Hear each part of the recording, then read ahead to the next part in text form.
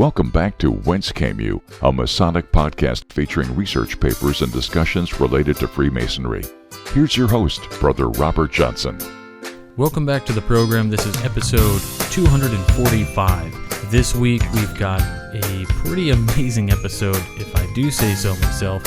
We've got Frater O on the program, as well as we have a guest, Dr. Bruce S. Fisher, who I have been dying to get on forever. I will explain a little bit more about Bruce Fisher in a few moments, but I did want to also mention we've got a great book review by Brother Adam Thayer, and the fourth part of Bringing Back the Light with Brother Todd E. Creason. So I guess we'll get right into the interview in just a moment. I will mention actually Bruce Fisher, or Dr. Bruce S. Fisher, is actually a 43-year career professional chemist with 30 years of ongoing study and practice in the esoteric teachings. He lectures, he's a classroom instructor, and he is just an amazing wealth of knowledge. He's written basically a ton of books, 21 different disciplines, things like spiritual alchemy, Kabbalistic tree of life, Pythagorean numerology, studies in occult anatomy 1 through 3, Saint Germain, the great enigma, an impossible dream, all of these things, and they're all available on his website. We'll have a link back to that as well. But Dr. Bruce S. Fisher is quite an amazing gentleman. He retired late in his life, and he spent the last 20 years writing books. He's 85 now, and he came on the program, and he dropped some amazing knowledge. So without any delay, let's just get right into this really great interview we had with Dr. Bruce S. Fisher and Frater O.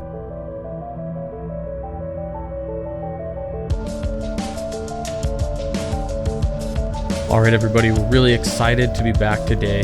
This week we've got an incredible interview. It's been too long.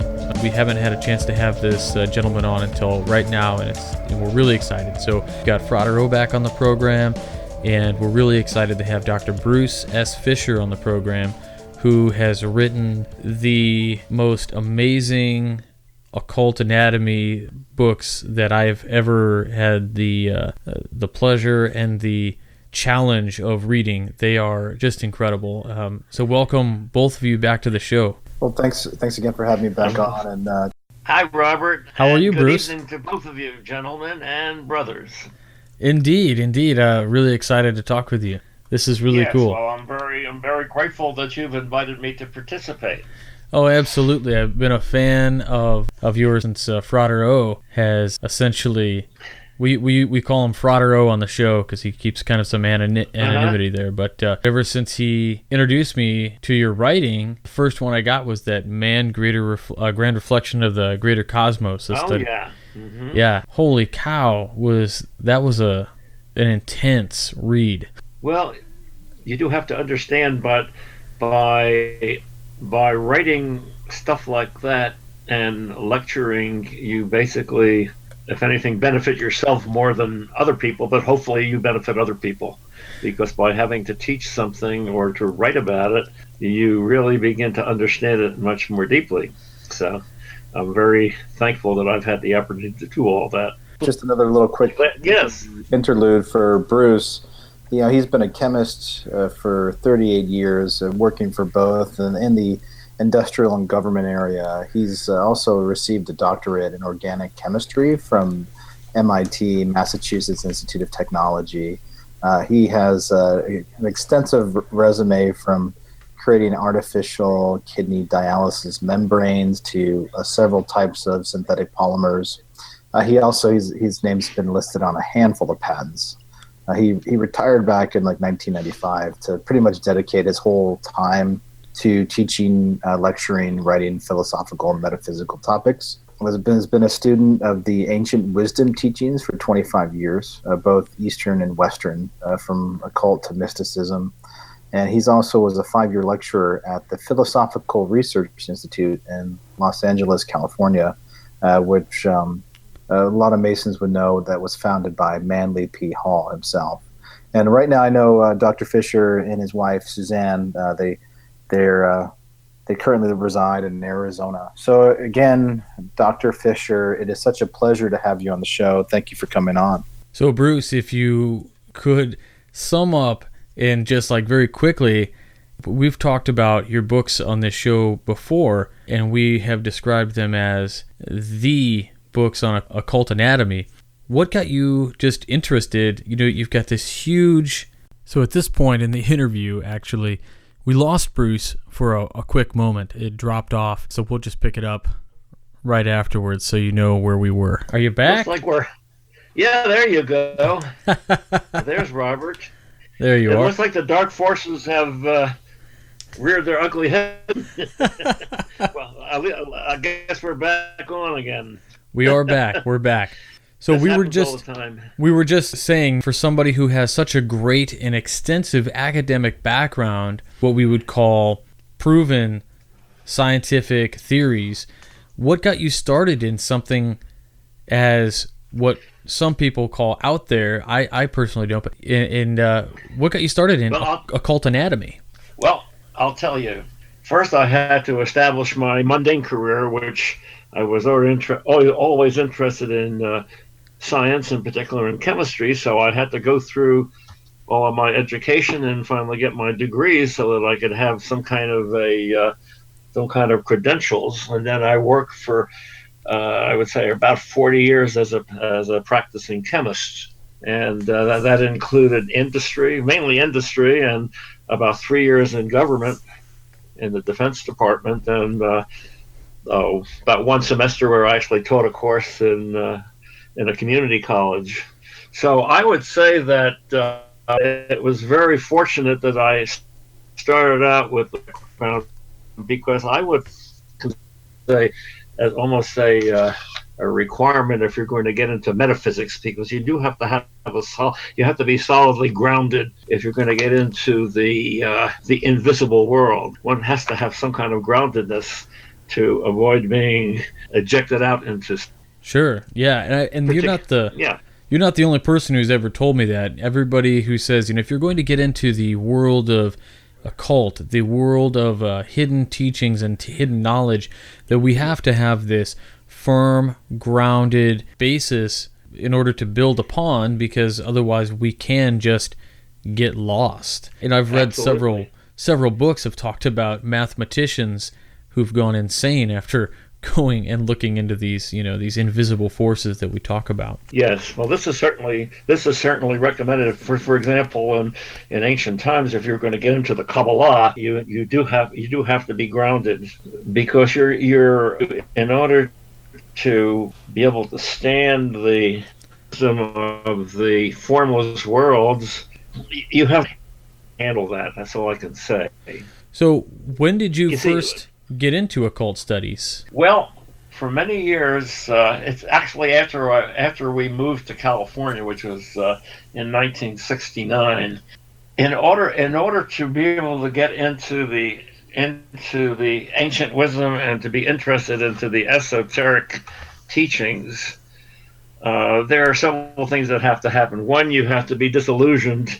You have to have a certain feeling of unease with things the way they are, a certain dissatisfaction, which at first you don't really understand, but you have it. And then the second thing that has to happen, a certain person has to come into your life that acts as a catalyst, which is really what a guru is. A guru is a catalyst that actually will start to upset you. It's been said that you have to become allergic to the guru, and I was fortunate to have that kind of a person that came into my life.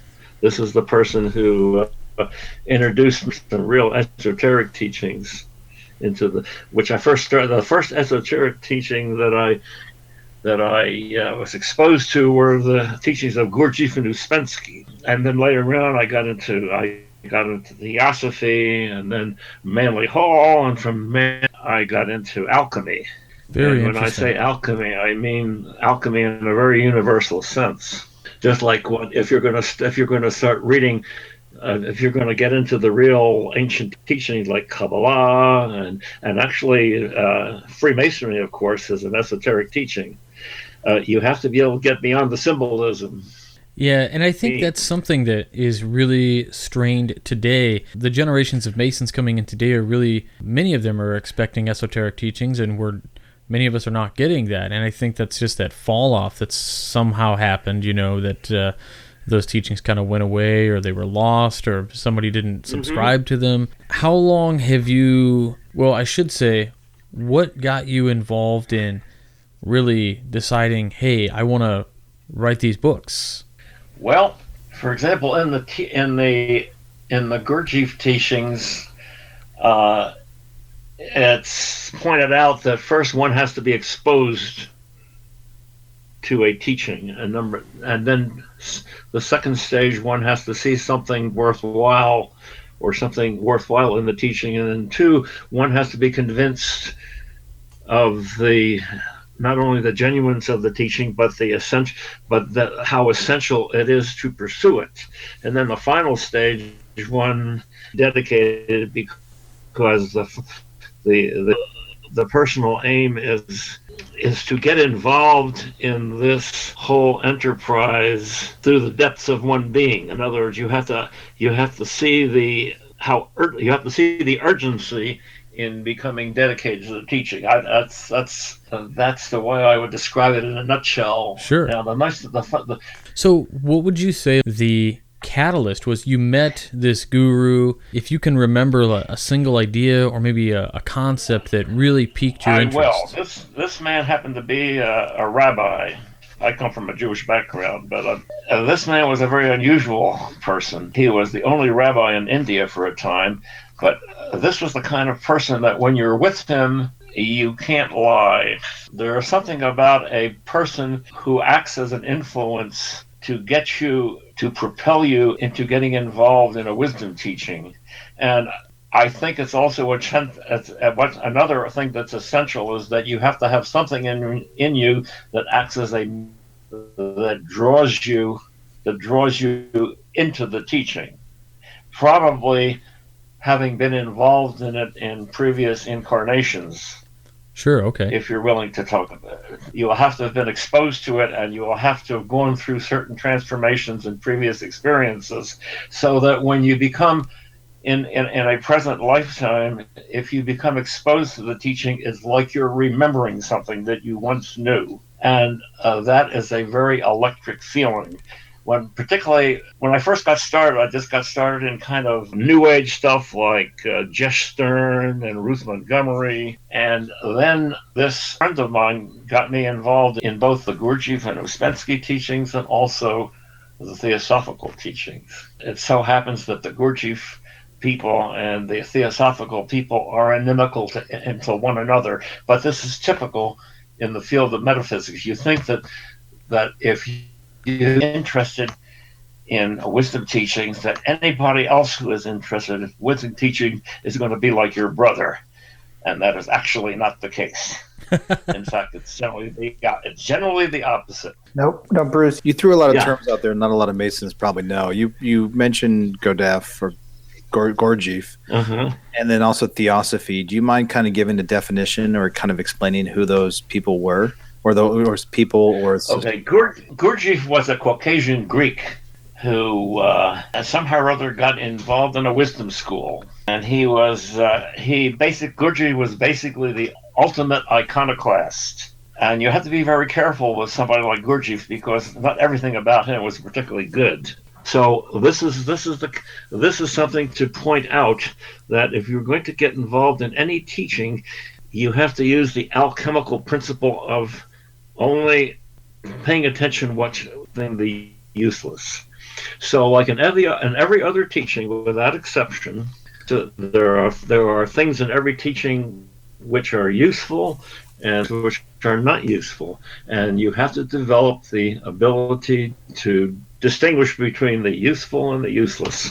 Does that make sense to you? It does, actually. We have to do this. That is an alchemical principle. Yeah, we have to do this with almost everything today. It's like a buffet. We got to take what we want and leave the rest. That's right. And you discard the useless. But that's pretty well understood. But the question is, how does one develop that discrimination? Only through years of study and experience and being able to get insights. And actually, when we really, the more we dedicate ourselves, the more honest we are about everything, and it's very important that we be honest with ourselves.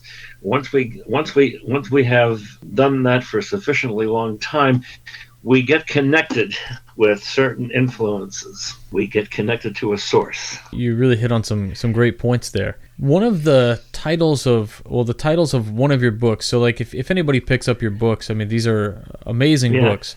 One of the inside, let's just say the cover of one of your books, Man, Great Reflections of the Greater Cosmos, Studies in Occult Anatomy, Volume 1. On page 2, you have books by the same author. And some of our Masonic listeners might find some of these books just fascinating. We've got some books in here, like one, so many people are starting to get interested in, of course, spiritual alchemy. And another one you've got in there, the Emerald Tablet, an interpretation. Yes. Listeners who might not know about the Emerald Tablet, I believe, Dr. Bruce S. Fisher, this one would be about the Emerald Tablet of Thoth. That's correct. And actually, the spiritual alchemy contained that essay. And then in many years later, I updated that with a book called Connecting, which deals with the same material but has much more recent insights. Fascinating stuff. The Emerald Tablet is a perfect example of a real wisdom teaching. First of all, it's very concise. At first glance, it may be very difficult for people to understand what's happening. This is also true about the Taoist teachings. The Taoist teachings can be very confusing because they seem, in some cases, to be contradictory. And one of my favorite sayings in the Taoist teachings are, "He who has much knowledge has little understanding." Now, this is something that requires some discussion and thought. He who has much knowledge has little understanding, because most people, by feeling that they do a lot of reading and be able to a number of facts that they're really going to understand it. This may or not be true. It takes many, many years to be able to transmute that into an abstract essence, which is beyond the spoken level, beyond words and beyond any images. See, this is the difference between knowledge and understanding. Very much so. Some of the first times where I tried to read the Occult Anatomy book, your first one, the Volume 1, I can read the first chapter and I can quote it and I feel like I get it, but do I truly understand it yet? Not yet. It takes years of programming yourself to understand something and to break it down into its many pieces. But as you say, it's kind of like in Masonry, it's very difficult to convey in words what Masonic fraternity does or what the initiation does. It's something that can be experienced, even though it's been written about extensively. Okay, well, this is very true, and this is one of the benefits that I had by having a rabbi as a guru. Actually, he was born in Israel, so he's quite proficient in Hebrew, and to be able to hear from him the actual meanings of the Hebrew words. For example, Cain and Abel. The Hebrew word for Abel is hevel, which means vapor, and the Hebrew word for Cain, which is kayin, means proprietorship or ownership. So there is the implication that somehow or other this could have been the point where in earlier stages of human evolution we were not fully physical, like for example during the so-called Lemurian epoch. And actually the teachings indicate that we became individualized and maybe truly physical years ago, so that the earlier stages of human evolution, we were not physical. We existed in subtle bodies, which were somewhat primitive, that they weren't fully individualized, and that we didn't become fully individualized until we were able to function in a physical body in the physical world and become in a vehicle. So what I'm saying, by understanding the original meaning of the names for different things, you can get some hints as to what the real meaning is behind them. See what I'm saying? Hevel as a vapor. So hevel Hevel was the stage before we became incarnated in an actual physical vehicle, and that the slaying of Abel by Cain was where we passed into a later stage of evolution. It's just fascinating listening to these. I'll give you an example of how you can begin to understand things. We've often think about the stories and the names in these stories and things, and if you can actually pull the original meanings out of these stories, the real story, the underlying hidden story starts to unfold, and it draws you, even deeper into these mysteries and studies. It is. When you finally hear this for the first time, as if it's like almost that you almost had an explosion in your head, because the revelation is so startling. And this is maybe the beginning of wisdom. In other words, we sort of have to be shocked out of our sleep in the physical world to be able to begin to understand things, because when you get into the understanding of what things actually are, they are almost. Let me give you an example. We think of space as being emptiness and matter as being fullness and solidness, right? Sure. Is this the way we generally look at things? I would say most people. Is this what our senses tell you? You wave your hand in the room, and it's not. Well, you can feel the air a little bit, but it's basically we have the sense that space is emptiness and matter is fullness. It's not very solid like this desk. Actually, the opposite is true. Space is fullness, basically like an elastic fluid, and matter is emptiness. So that when matter exists in how shall I explain it? Matter is basically consists of bubbles in an amniotic fluid, an elastic fluid, and gravity is the effect of these bubbles pushing space out of the way and space pushing back. Now, this is one way of looking at things. It's totally anti-intuitional. Yeah, it's definitely not something that sinks in easily. What real wisdom really is. And you have to be able to stand that. You have to be able to stand the realization that things are not as they appear to be. And this has certainly was introduced at the beginning of the 20th century with ideas of Einstein and all the guys that were involved in quantum. And even Einstein couldn't stand some of the principles of quantum philosophy. Yeah, it's stuff that we hear all the time, and in certain lectures and things that people who are dissecting occult studies, or maybe somebody dissects some part of Masonic ritual to expose things that are literally hidden in plain sight, literally require a sort of unlearning and given a reevaluation for a new understanding of things, and just truly, as you said, a mind explosion. It isn't an explosion, actually. It's you actually experience as a kind of an explosion. And basically that explosion, that expression, it blows your mind, is very apt. I'm getting us into some pretty hairy stuff here. And this is good. We've had several talks that Frater O and I have had these talks where we have talked about different elements and hidden teachings and chakras, and we've talked a lot of stuff, but we've never gone quite this deep before. And we've noticed, we look at our numbers, our listenership, and our numbers go sky high when we actually go deeper and we talk about things that nobody else talks about.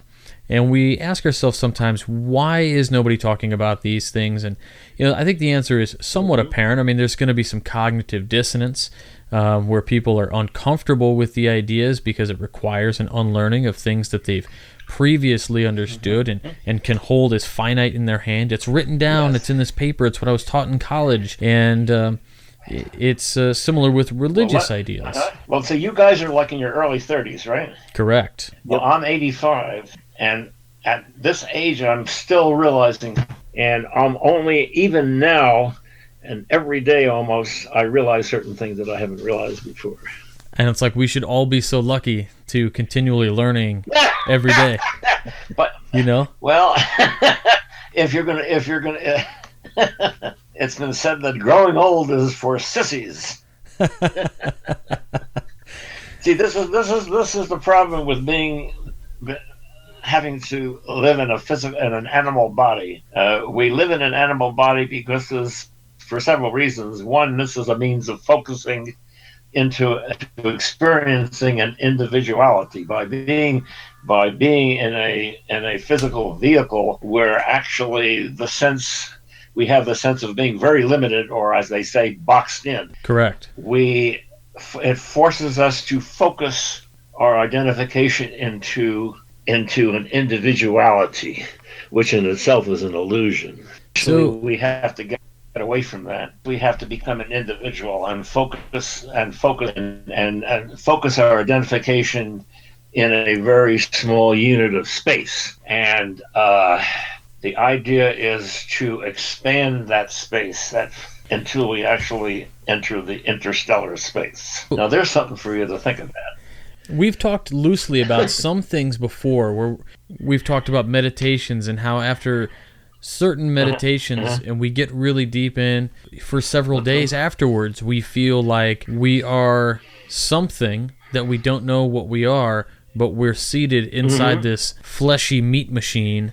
It's more of an observational feeling for days on end after a really good meditation. And I suspect this has something to do with how you're talking about us as something that lives inside of this vehicle, and to experience things and to learn individuality, to understand it better. Well, this is how our development or our evolution has proceeded. When we were first, there's a certain type of meditation that Einstein used, and he called it a Gedanken experiment, or a thought experiment. He actually imagined himself writing on a photon, what it would be like to write on a photon, and come up with these abstract ideas about relativity.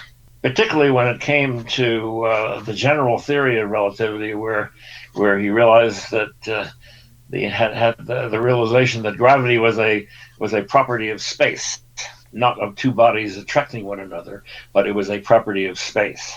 So that's a real type of wisdom realization, because it's counterintuitive. Like I was saying, that space really is a fullness, and it's like an elastic fluid, and that matter is essentially that mass is like blowing a bubble in this elastic fluid that pushes the space out of the way, and then because it's elastic, it pushes back. So gravity is really space pushing back, and the greater the mass, the greater the disturbance in space. And of course, now they're talking about the thing that gives the entity that gives the property of a mass is the so-called Higgs boson. This Higgs boson, a boson is a particle as a carrier of a force of some sort. So this mysterious Higgs boson, which they're calling the God particle, gives matter the mass then is the property of pushing digging holes in space and pushing this elastic fluid out of the way, and then the elastic fluid, because it's being pushed out of the way, wants to push back. Just like when you stretch a rubber band and you let go of it, it snaps back. But you see, this is counterintuitive because we're deceived by our senses. Yeah, for sure. I mean, when we think about things of that nature, it just seems that something is what we see it as on stage. But it's like if we were to go behind the curtain and watch it from the other side. There you go. What would you say your big, if you had a huge aha, a huge oh my God moment in your studies, in the past years, what would you say? Do you have a big aha moment that you feel you really got something? I've had several of them, but the main, because of a certain insights and certain experiences that I've had, I develop a certain certainty about things. There are certain things that we know is so, but we can't justify it to anybody else. So you have to have the courage of realizing that there are certain things we know that we cannot explain to others. We just know it. Okay. Now, there's a level of consciousness where we just know things. So what is that level of consciousness? You tell me. Okay, the big aha moment for me is to realize that the secret of everything, the secret of alchemy, of the Philosopher's Stone, just teachings, of the Masonic teachings, the Masonic legend, is that there are, how shall I say it, there are two levels of mind. It has to do with the levels of mind. There's a lower level of mind that you might call the analytical mind, the ordinary mind of the personality, which only sees differences between things. We're able to tell the difference between this and that. And we can observe things, and we can write them down, and we can have them all laid out so that some higher level of mind can evaluate it and really understand it. This higher level we'll call it integrative mind or abstract mind that can see the whole picture and it can see it all at once, because it also involves the intuitional faculty. This is very critical. This is the one thing that is causing maybe 99.99% of the problems in the world now, is people don't see, are not able to see what is going on. What would you say to that? Do you think that most people really have a clue to what's going on? I would say not.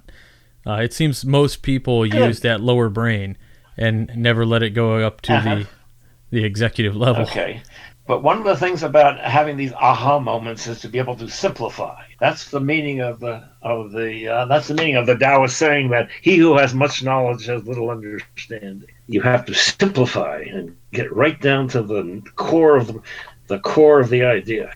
Incidentally, when you get into these discussions like what we're having now, when you get into some real unusual ideas, what kind of response do you generally get from your listeners? Well, that's the thing, is a lot of times I'm heavily into these things, and anybody who is heavily into these kind of ideas and is open to them finds them fascinating.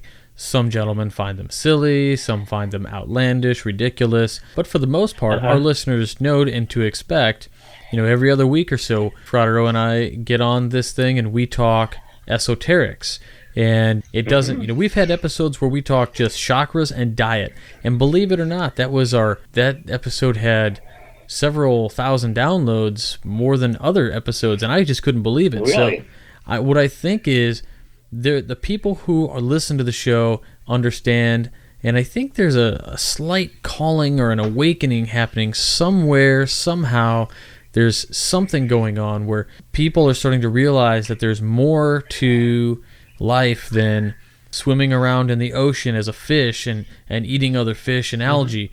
We have to understand that there's a boat in the water, and we got to get out of the water and get on the boat. Yeah. What percentage of people do you think are open to this sort of thing? Wow. That's a fascinating question, and I wish I had the answer. I can tell you what Albert Pike said. What did Albert Pike say? Pike said less than 1 in 10,000. That might be. Less than 1 in 10,000. I have had some aha moments, and it's very interesting. For example, and you probably saw it certainly in my Spiritual Alchemy book, it's this diagram where the holy name, the Yud He Vav He, which means Jehovah or Yehovah, was expanded into a tetractys. You ever heard that? No, I mean, I'm familiar with the term tetragrammaton and the word. Okay, you take the tetragrammaton and you expand those 4 letters into a tetractys. So the first row is just a Yud. The second row is a Yud He. The third row is a Yud He Vav, and the fourth row is a Yud He Vav He, which is Yehovah or Jehovah. Okay. If you use Kabbalistic numerology, which is called gematria, and you take the numerical values assigned to each of those letters, and you assign those values to the 4 rows of the tetractys, they add up to 72. Now, people like to talk about the 72 names of God, but here's a realization. Somehow or other, when I saw that, I got the idea, and I don't know how that idea was transmitted to me, that 72 is 1/5 of 360. So, 72 degrees is the angle of the pentagram, and if you express the pentagram in a star form, it has the form of the archetype of the human life form. You'd have to look at the diagram. Yeah. See, you get into this in your Occult Anatomy series. That's correct. I do that. Yes. Okay. This is very interesting. What is that? What is the meaning of that? The meaning of that is that divinity expresses ultimately as the perfected humanoid life form. Now, there's something for you to think about. And if you take the letters of the Tetragrammaton, you have the Yud, the Yud Hey, the Yud Hey Vav, and the Vav Hey, and you go down one more level, one more row, and you insert the letter Shin, which is basically a triple flame letter, and it actually symbolizes the Holy Spirit. If you insert the Shin in the middle of the Yud Hey and the Vav Hey, you get the name of Jesus, the Hebrew name of Jesus, which is Yehoshua. Look at that. So what does that mean? So this is probably something that we could discuss for a whole lecture. Yeah, mind blowing. You're listening about these special moments of realization. I had a couple more like that. Please share. You're the guest, and I just think that this stuff is so fascinating. I can't. It's just amazing. Well, I'm trying to squeeze into whatever time we have. I'm trying to squeeze in some aha type stuff. Well, Bruce, I know when you in your first Occult Anatomy series, you kind of touch on these things, but then you get into the as above, so below, and the atom. Do you want to continue on and kind of get into that? The title of this series of things that you're doing is called From Whence Came Us? Yep. That's a very interesting question. That's a very good title for this. From whence did we come? That's a good question. Can you have an answer for that? Well, Masonic ritual teaches us one thing, but I think that's kind of code for some other things. What? See, one of the problems with popular religion is, particularly the teachings of the more ancient documents like the Old Testament or the Upanishads and the Vedas and things like that, is that they had to use certain kind of symbolism to. They didn't have the conscious scientific formulations that we have now that we can explain these things in maybe more concrete ways. So they had to use symbols. Right, emblem books and things of the nature. That's right. So let's take that tetragrammaton in the tetractys diagram that I was just trying to describe and go into the Christian symbolism. For example, about Jesus, that Jesus is generally taught in the popular religion as God made flesh. Right. Rather than as being some aspect of our own, within our own being. So, if you take this tetragrammaton in the tetractys, which is both a Kabbalistic and a Pythagorean type of diagram, when they say in the Christian teaching, they use symbolism that we cannot connect with the Father save through the Son. Now, this is actually very good symbolism, but you have to understand what it means. So, it means that, and as Manly Hall pointed out, in the Lord's Prayer, which is actually a Jewish prayer, when it says, when you pray to your Father which art in heaven, go into a closet by yourself. And Manly Hall has pointed out that our Father which art in heaven is our own core divine self. And that was breathed out by a higher being at the beginning of a new life wave. So that bubble of the breath of, say, the solar logos, which is not necessarily un-Masonic.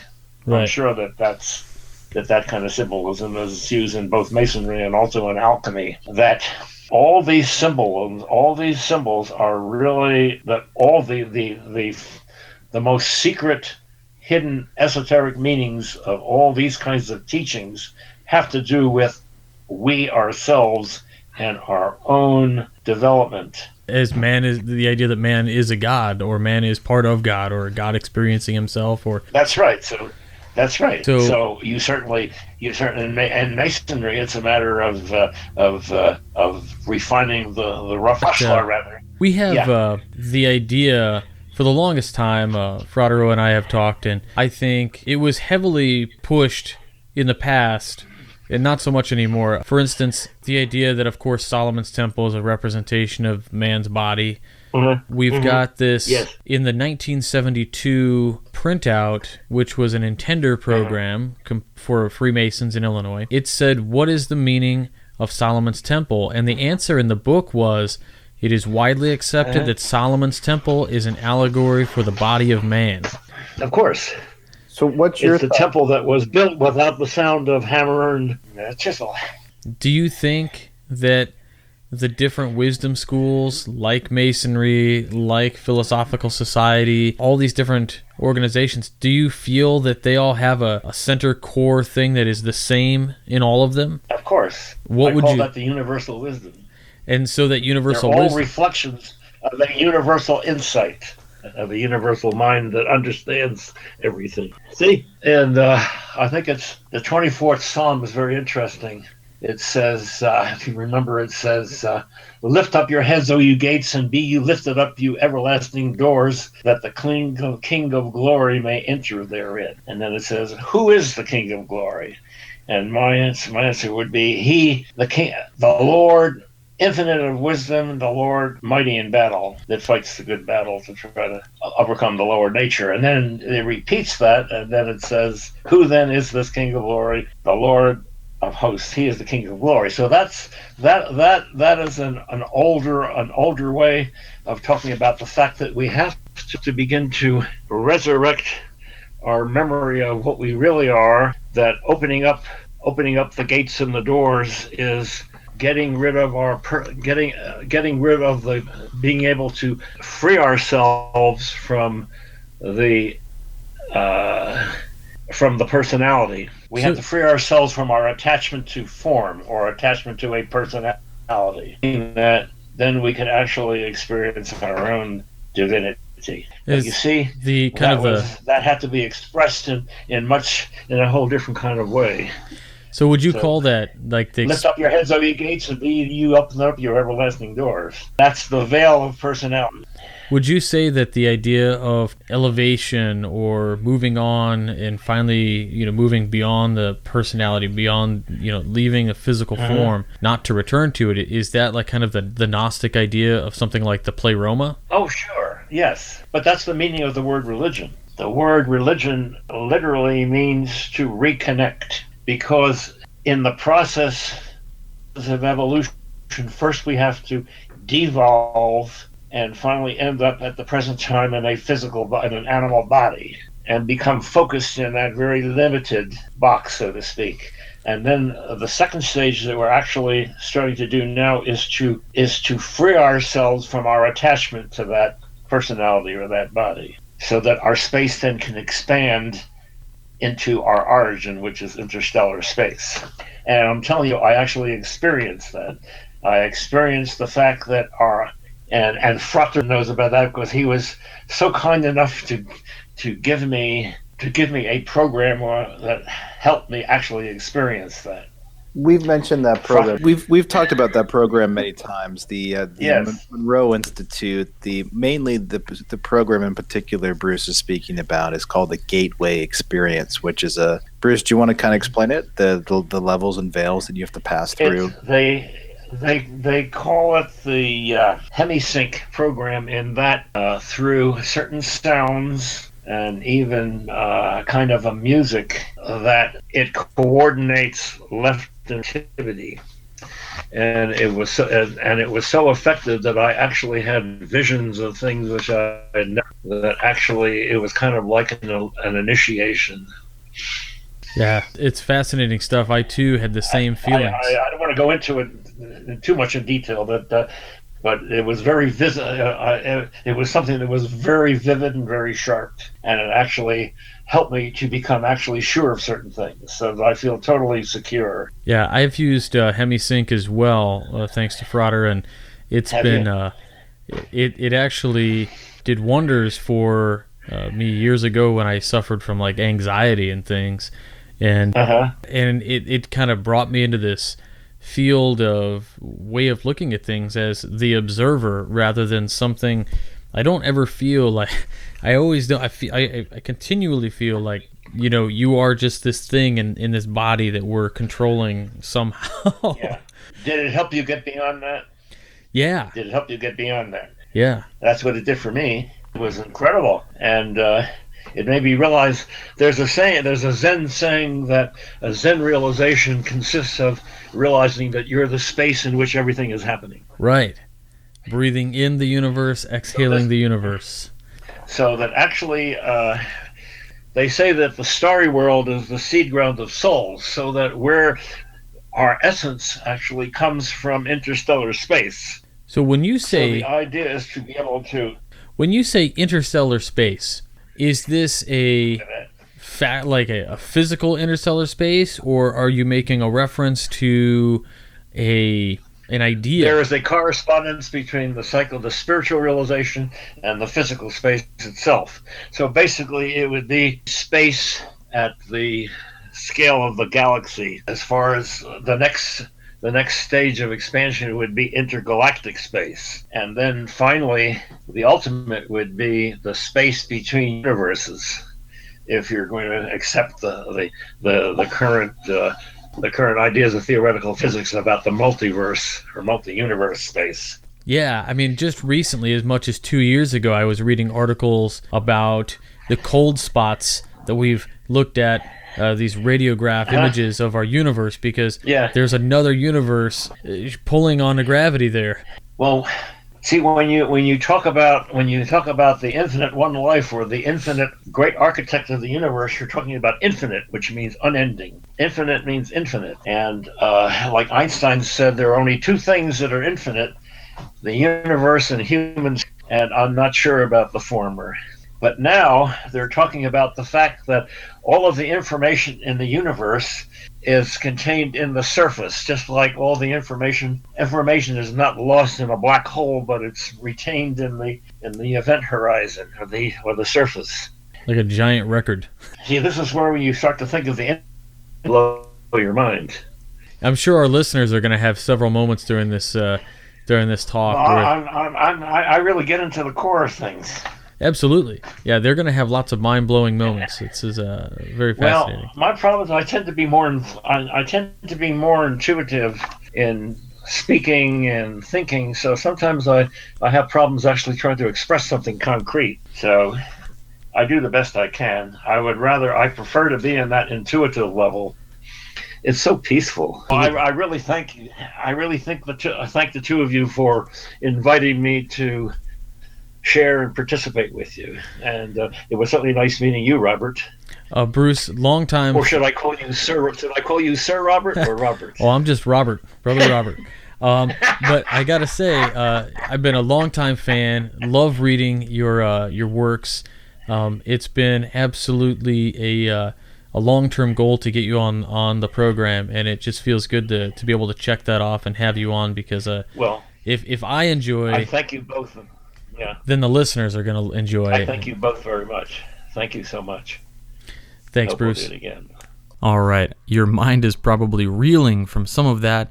Some of you who aren't really into the esoterics might find it out there and far-fetched. I get it, but those of us who do enjoy the esoteric, I mean, wow, am I right? I mean, just incredible concepts, things you may not have thought about before, blending all these different disciplines with science and blending them with the religious aspects of things, and, of course, the occult type things we have grown to appreciate as our studies expand. So up next, let's have a book review by Brother Adam Thayer. Welcome back to From the Library, where we review and discuss upcoming Masonic books. Today we are reading The Freemasons, a history of the world's most powerful secret society by Mr. Jasper Ridley. This book was originally released in 1999, and while it has been reprinted in whole twice since that time, no updates have been made to its content. Given that Mr. Ridley left this mortal realm in 2004, it is safe to assume that no new updates will be forthcoming. While the print edition of this book is somewhat rare, used copies are available through various resellers, and more conveniently, a digital copy has been created for distribution through Amazon. Mr. Ridley, a non-Mason, attempts what many Freemasons have failed to do: provide a complete history of our fraternity from its inception to the modern day. Due to the amount of material presented, this book is very dense. The paperback version is nearly 400 pages long. Unless you are as avid a reader as I am, expect to spend quite a lot of time with this book. The text is mainly accurate in its descriptions and timelines of events, and the average reader won't find fault in the facts as presented. In fact, the only reason I am aware of any incorrect information is from discussion with a brother who is a history buff, and who is able to pick out minor inconsistencies in the text. The history provided is mainly from a European and American angle, which is understandable given that Mr. Ridley was from England. However, it is disappointing that more information regarding African and Latin lodges was not presented. Given that the goal of this text was to provide a complete history, the exclusion of these jurisdictions is very confusing. Of course, the major events in our history are well portrayed, such as the founding of the United Grand Lodge of England, the founding of America and its Civil War, and the Morgan Affair. Information is presented regarding the anti-Masonic movement, and Mr. Ridley does well to pick apart every argument presented by that movement. The term fair and balanced is rather overused. However, it is a very accurate description of this text.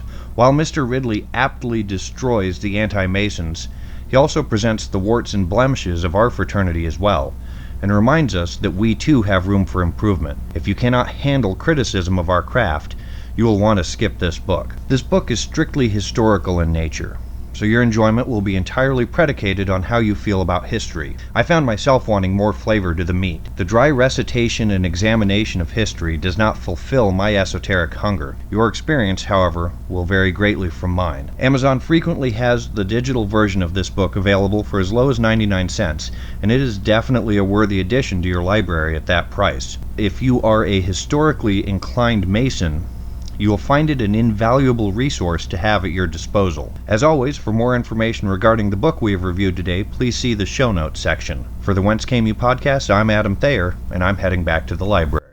Okay, awesome as always.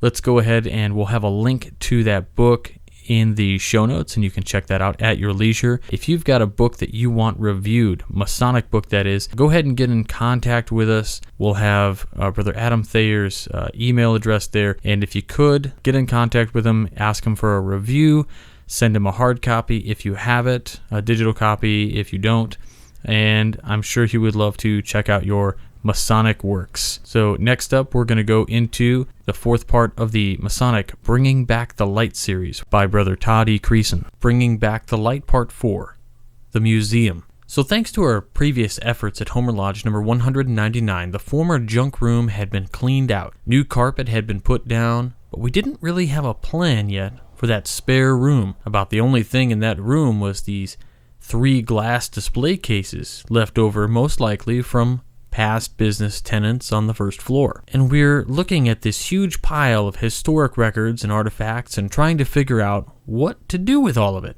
Specifically, how to tell the story contained in those records and those objects we found up in the attic. It was a no-brainer. We could display the best pieces on the walls and in the display cases in our spare room. And so we went about deciding what we'd put in that room. We found an old projector, along with 2 sets of old hand-tinted glass degree slides. We found several old master's hats, including a collapsible silk top hat. There were old collars and jewels from the lodge, from the York Rite that had had a long history of the building, and the Eastern Star. In fact, once curtains were hung in that room, the curtain tiebacks are actually Eastern Star jewels. One of my favorite things was something that Greg Knott found rolled up in a tube, the original 1896 blueprints for the lodge printed on cloth. Greg scanned them, and we framed one of the best reproductions to display. Without even trying, we filled those cases and the walls with the story of Freemasonry in Homer, Illinois. But something interesting began to happen as well as we went along. We began receiving donations. One of the first items we got was the altar that belonged to a Broadlands Lodge, which had merged with Ogden Lodge some years earlier. The members of Ogden Lodge wanted to see it put to better use than collecting dust in their back room. One of Ogden's members died, and his daughters donated some of his personal items to the museum, including his Shriner's fez. We have received a few photographs of past masters taken during World War II in Korea that will also be hanging. Ogden Lodge has donated some beautiful old tracing boards that we have prominently displayed. The museum is quickly outgrowing our little room.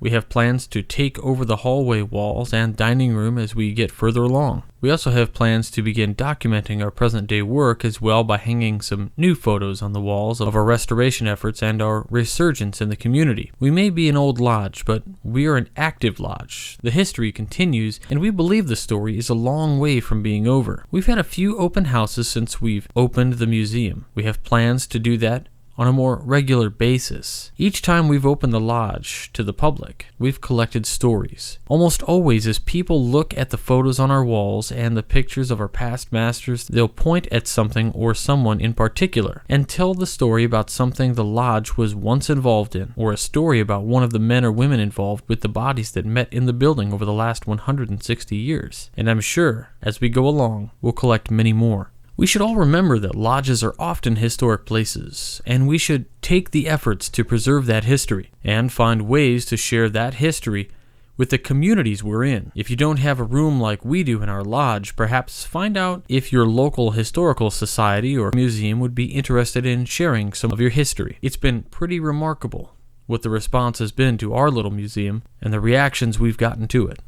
All right, that's it. I just want to take this time to ask you guys to please remember to support this program by going to wcypodcast.com. Thanks to everybody who purchased pins over the last week. If you purchased a pin last week and you got the message, then we donated $5 from every pin sale to the Celebrate the Craft event to help out the House of the Temple. So thanks to all of you. That said, you can still purchase pins, and if you would please head on over there and check out our pins and anything else, like perhaps maybe you would like to donate to the show via PayPal, or you want to do some shopping on onnit.com. Any of those things, just if you're doing some shopping, make sure you use the promo code WCY at checkout, and you click through the links on our website, wcypodcast.com. That ensures that they send a little bit of the sale price back to us, but that code WCY also acts as a coupon for you, so it's definitely a win-win. Again, thanks to everybody out there donating to the program. We really do appreciate it, and thanks again for your help to save the House of the Temple as we celebrated the Craft 2016. That does it for this week. I just want to say thanks again for listening. Thanks again to our guests, Frater O and Brother Dr. Bruce S. Fisher. Please don't forget to check out the Midnight Freemasons 3 times a week, Mondays, Wednesdays, and Fridays, for amazing content. Always great stuff. And every Tuesday, 10/9 Central, we've got the Masonic Roundtable going live, so you can interact with us via social media when you have the show running live. If you're not a big fan of live shows or video casts, then obviously you can download the podcast version. So again, check that out. And with all of that happening and going on, I just want to say thanks again for listening to this show and promoting Masonic education. I look forward to seeing you guys all at one of the future events. And that's it. Until next week, stay on the level. For Whence Came You, I'm Robert Johnson.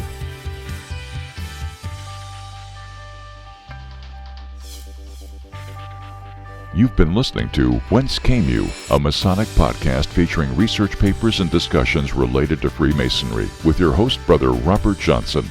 Be sure to join us for our next edition.